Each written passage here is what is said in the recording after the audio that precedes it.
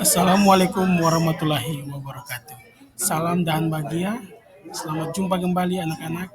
Hari ini di pagi yang indah ini kita akan masuk pada pembelajaran berikutnya yaitu tentang teks sejarah.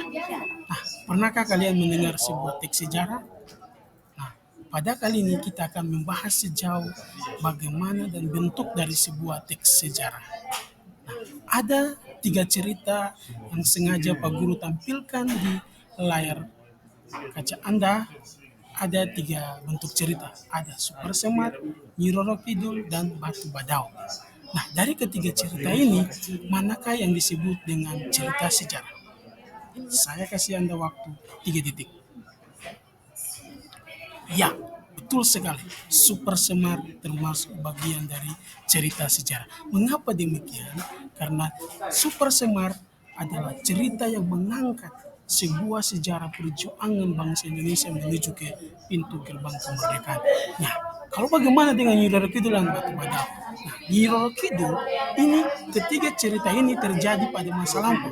Namun Nyi Roro Kidul dan Batu Badau merupakan sebuah cerita rakyat, sebuah cerita, sebuah legenda yang terjadi pada masa lampau. Nah, kita akan membahas tentang sejauh mana teks sejarah itu. Nah, pada dasarnya teks sejarah memiliki ciri yang hampir sama dengan teks cerita lain.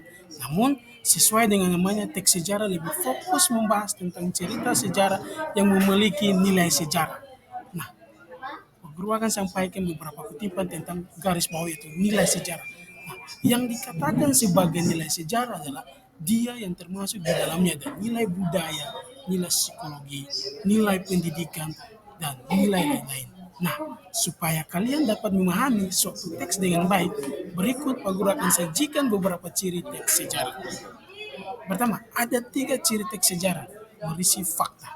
Nah, teks sejarah tidak seperti teks yang lain. Kalau cerita fabel, cerita legenda, pasti memiliki fiksi. Nah, di dalam teks sejarah memiliki teks fakta, bersifat ceritanya bersifat fakta di mana ada bukti sehingga menjadi satu warisan yang bisa diceritakan turun-temurun dalam bentuk teks. Entah itu dia bentuk dalam bentuk fisik, entah itu suara, dan barang-barang yang lain. Yang kedua, dia menceritakan tentang ulang peristiwa sejarah. Nah, kadang kita menemukan cerita sejarah itu di dalam buku, di dalam film.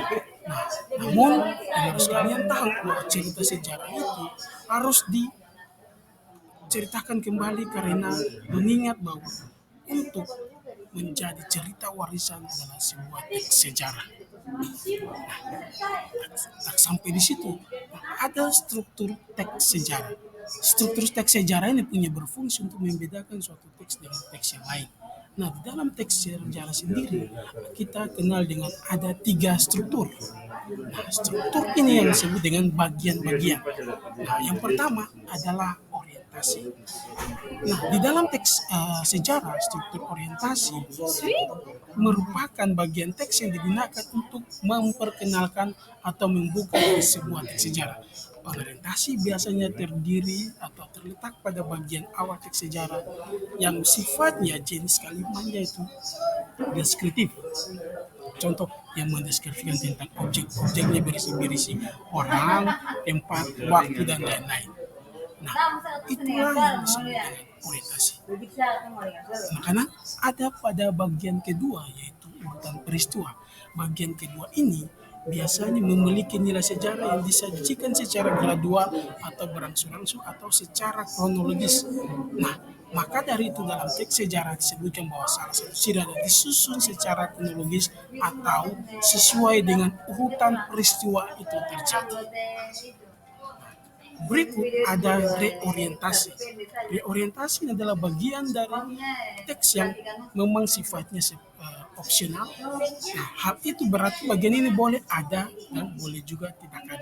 Namun, reorientasi sendiri seringkali berisi mengenai beberapa dampak yang bisa ditimbulkan dari suatu peristiwa yang terjadi.